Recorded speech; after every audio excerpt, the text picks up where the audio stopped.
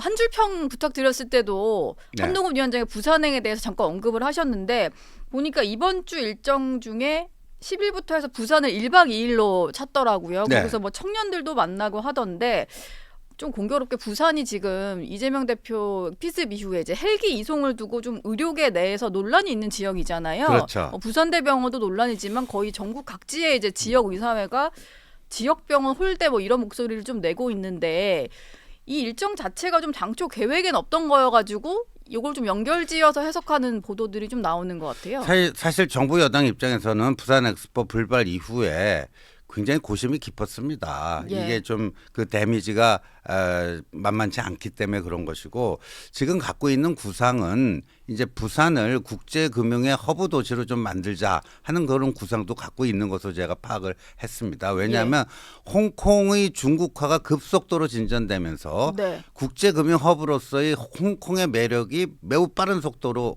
지금 상실되고 있다. 근데 예. 그 싱가포르이 동남아 쪽으로 그런 기능을 가져가려고 하는데 동북아 쪽으로 가져오는 그것도 있어야 되는데 그게 부산이 돼야 되지 않겠느냐. 예. 그러니까 이제 산업은행 본점 부산 이전부터 시작해갖고 여러 가지 그런 것들이 될 텐데 아마도 한동훈 비대위원장의 1박 2일은 부산 엑스포 불발로 인해 상처받은 부산 민심 그리고 부산의 새로운 비전 뭐 여기에 대해서 집중적으로 강조하고 뭔가 새로운 뭐를 제시하는 대안을 제시하는 그런 프로그램이 되지 않을까 저는 그렇게 예상하고 있습니다. 예, 뭐 특별히 지금 이재명 대표 논란이라기보다는 그 엑스포 때문에 좀 네. 그 이탈한 민심을 좀 다잡는 그런 행보가 될 것이다. 이런 말씀이셨고 뭐 말이 나왔으니까 한번 좀 여쭤보고 싶은데 지금 오늘 보니까 뭐 대한 청소년 소아의학회 여기서 이재명 대표 고발한다고 하더라고요. 관련해서 뭐 부산대와 서울대병원 두 군데를 다 업무방해했다 뭐 이런 거던데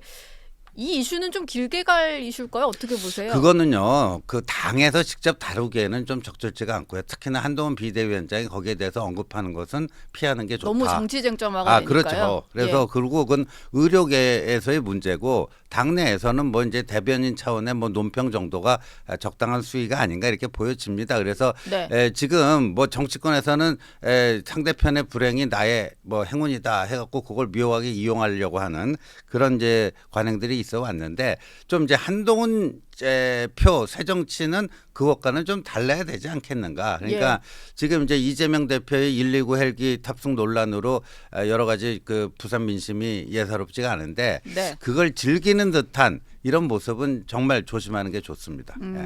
여야 할 것 없이 좀 조심해야 될 것 같다. 근데 그런 얘기들은 계속 있는 것 같아요. 사실 이재명 대표가 당분간은 이제 퇴원을 하지 않을 것 같다는 브리핑을 하니까 이제 여전히 보수층 일각에서는 단식 때처럼 너무 그냥 그 안에서 이제 병원 정치하려는 거 아니냐. 병원에서 계속 당무 보면서 대표가 나서지 않는 뭐 이런 행태가 좀 반복되는 거 아니냐. 여전히 좀 비판이 있는 것 같긴 해요. 근데 저는 제가 파악하기로는요. 이재명 대표의 마음은 좀 급하지 않겠나 이렇게 보여집니다. 빨리 하루라도 빨리 당무에 복귀하고 싶은 그런 생각이지 않을까 보여지는데 제가 그렇게 파악하고 있는 것은요. 사실상 지금 민주당은 뭐 무슨 이제 개딸에 의해서 점령된 개딸당이다 이러는데 이재명 대표의 단독 오너십은 아니라고 봐요. 저는 사실상 현재의 더불어민주당은 이해찬, 이재명이 공동 운영하는 이해찬 전 대표? 이해찬 전 대표와 이재명 대표가 공동 운영하는 공동 오너 체제가 아닌가.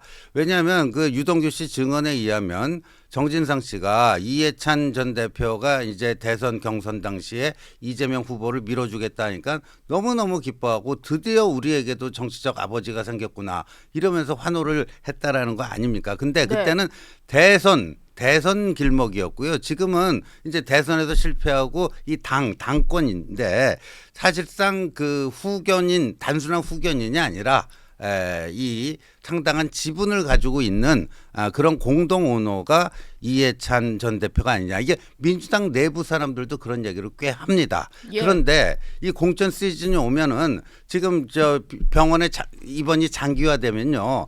이 공천 자기 사람 심는 이런 작업들 이런 것들이 그만큼 이제 시간적 손실이 발생하기 때문에 아마도 이제 총선 이후에 다시 한번 당권을 쥐려고 이재명 대표는 생각하고 있는 것 같아요. 그런 점에서는 예. 이해찬 계가 아닌 순수 이재명 계를 이번에 좀 많이 공천해야 되지 않을까 그런 계산을 저는 갖고 있을 거라고 보거든요. 네. 그런 점에서는 좀 마음이 급하지 않을까 보여집니다. 오히려 마음이 좀 급하지 않을까.